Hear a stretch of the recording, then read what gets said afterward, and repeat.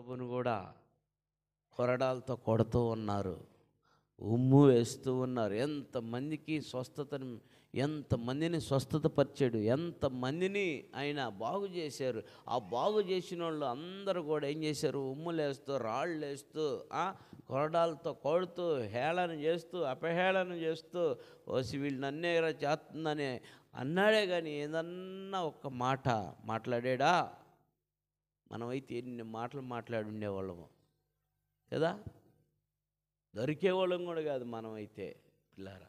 కానీ యేసు ప్రభు మన కొరకు ప్రాణం పెట్టడానికే ఆయన జన్మించడానికి కారణం. ఆయన ఏ రీతిలో అయితే కాముగా ఉన్నాడో ఈ ఇస్సాకు కూడా ఆ రీతిలో కాముగా ఉన్నాడు. యేసు ప్రభు అయితే 33.5 సంవత్సరంలో పెద్దవాడై అన్నీ తెలిసిన టైంలో ఆయన శిలువ మీద మౌనంగా ఉన్నాడు. ఈ చిన్నవాడైనటువంటి ఇస్సాకు ఏమి తెలియనటువంటి వయసులో మౌనంగా ఉన్నాడు. చూడండి, చిన్నతనంలోనే దేవునికి ఎంత సమర్పించుకున్నాడో, ఎంత సమర్పణ, ఎంత విధేయత చూపాడు.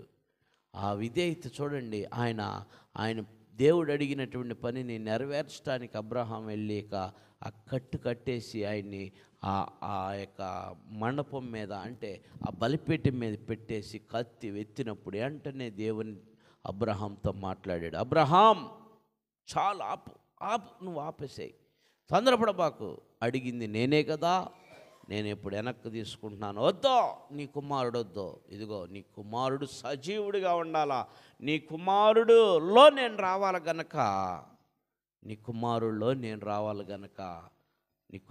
సజీవుడిగా ఉండాలి గనక, నీ కుమారుడు బదులు గొర్రె అదిగో పొదలో తీసుకొచ్చి బలి అర్పించు అని చెప్పాడు. పిల్లారా, బలి అర్పించన్నాడు. వెంటనే ఆయనకి సంతోషం వేసిందో మరి ఆ కుమారుడికి సంతోషం వేసిందో నాకు తెలియదు, కానీ ఆ పని బదులు ఆ పొట్టేల్ని బలి అర్పించారు. కానీ ఈ రోజున మన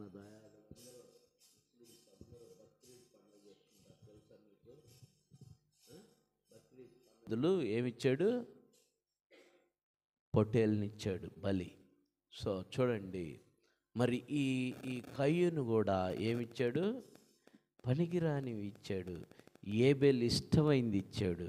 ఆ ఇష్టమైన దాన్ని దేవుడు ఏం చేశాడు? అంగీకరించాడు. ఈరోజు నువ్వు తెలుసుకోవాల్సింది, ఏమి ఇస్తున్నావో ఏమి ఇట్లేదో నాకు అనవసరం, కానీ దేవుని మందిరానికి ఇష్టంగా నువ్వు వస్తున్నావా లేక అయిష్టంగా వస్తున్నావా? ఈ రెండు చూసేది కూడా దేవుడే. నువ్వేమి ఇస్తావో ఏమి ఇవ్వో అది అనవసరం. అర్థమైందా? ఒకరోజు నేను మీకు ఇది కూడా అర్థం అవటానికి చెబుతున్నాను.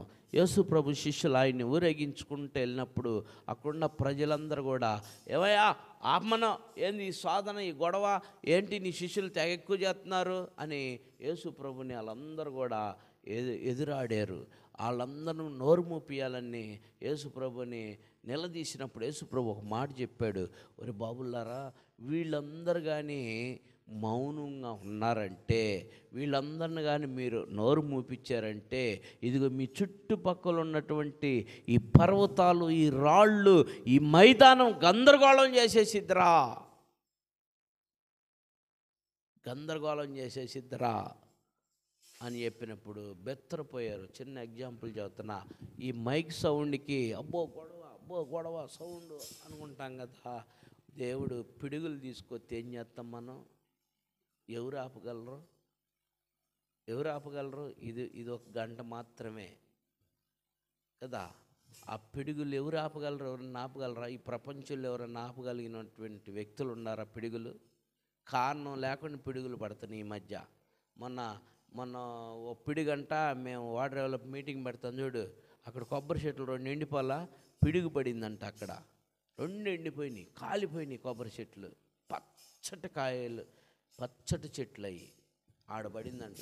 సముద్రం పక్కన పడింది పిడుగు. ఎవరు ఆపగలరాయి? అసలు ఆ సౌండ్, ఈ మైక్ ఏం సరిపోయిద్ది? ఆ సౌండ్ దెబ్బకి ఒక్క పిడుగు ఒక్కటొత్తే చాలు